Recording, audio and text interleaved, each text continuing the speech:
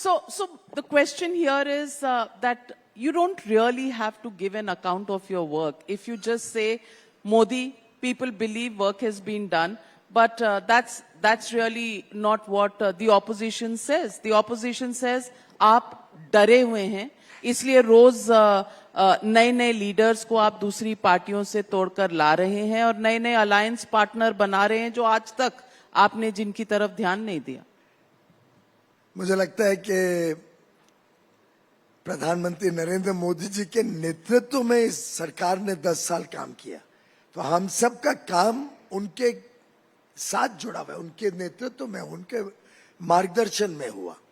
तो स्वाभाविक रूप से देश को ध्यान में आता है कि देश की जो उन्नति हुई है, जिस प्रकार से हम फ्रेजाइल 5 से टॉप 5 इकोनॉमी में आए, जो आज मोदी जी ने कहा वो करके दिखाया इतने वर्षों में, चाहे अर्थव्यवस्था को मजबूत बनाना, आधारभूत सुविधाएं इन टर्म्स ऑफ इंफ्रास्ट्रक्चर में वृद्धि करना और मॉडर्न अच्छा इंफ्रास्ट्रक्चर, जिस प्रकार से गरीब कल्याण और सुशासन प्रधानमंत्री मोदी जी का कॉलिंग कार्ड रहा है। विशेषता रही है कि उन्होंने गरीबों के लिए बिना भेदभाव देश भर में एक जीवन के स्तर को सुधारने का, ईज ऑफ लिविंग का काम किया।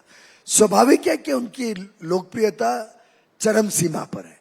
ऐसे में हम अपना रिपोर्ट कार्ड जरूर देते हैं, हम बताते हैं कि किन किन विषयों में कैसे देश आगे बढ़ा है और कैसे अब देश की दृष्टिकोण 2047 तक विकसित भारत बनने की है।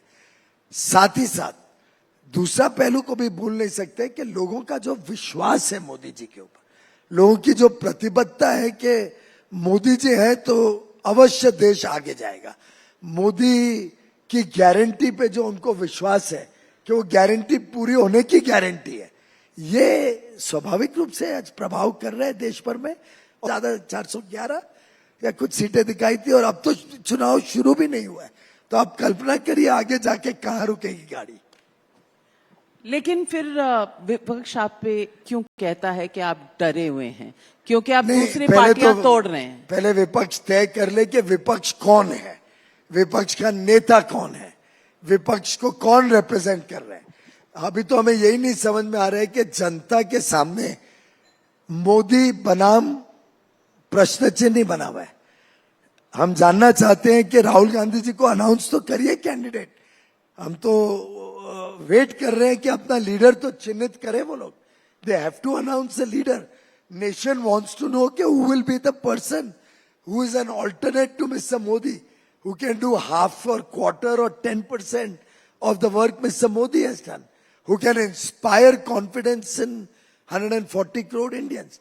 तो पहले तो वो तय कर लें कि नेता कौन है, फिर तय कर लें कि केरल में गाली देंगे और वेस्ट बंगाल में मित्रता करेंगे। मुंबई में एक इंडी अलायंस, पता नहीं इंडी है अंडा है क्या है समझ नहीं आ रहा है मुझे, है तो अंडा ही वो अलायंस, क्योंकि मुंबई में उनकी सभा होती है, तृणमूल कांग्रेस की नेत्री जो नेता है वो वहां पे आती है ममता जी, लेकिन पश्चिम बंगाल में कांग्रेस को एक सीट देने को तैयार नहीं है, तो वहां भी अलायंस टूट जाता है।